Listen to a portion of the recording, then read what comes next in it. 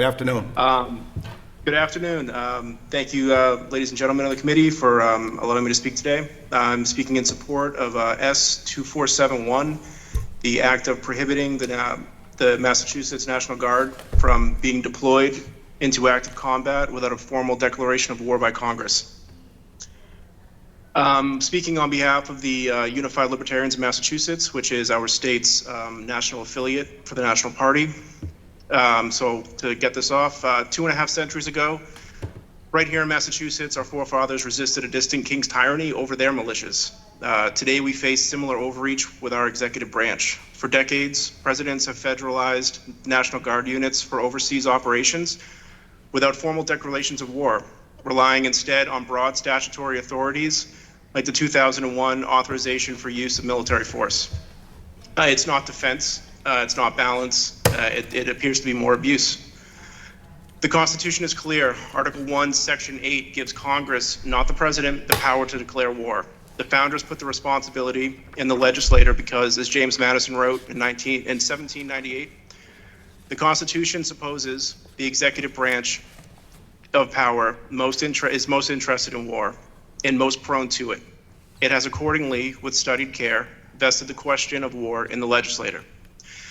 Yet for over 20 years of my lifetime, Congress has dodged that responsibility. Instead of formal declarations of war, we have authorized authorizations for use of military force.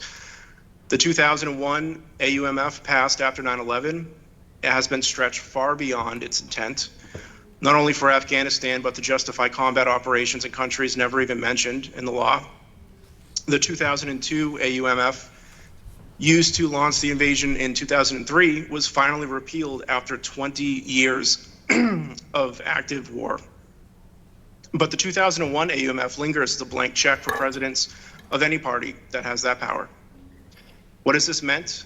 In Afghanistan in 2001, Iraq 2003, Syria today, even on the Horn of Africa, these are not declared wars. No war has been formally declared since World War II, yet our Guard is repeatedly sent abroad under vague authorizations that evade accountability. And when Congress won't own the wars, the people cannot hold them accountable either. Meanwhile, Massachusetts needs its Guard here at home.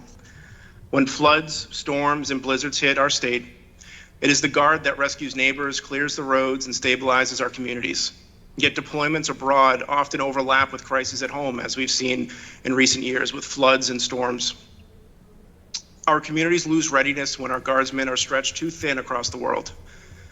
Some critics worry about the retaliation from Washington, but there are safeguards already in place. I see my time's ending, so I'll wrap this up. This bill aligns with the very spirit of the War Powers Resolution, which has been more recently used.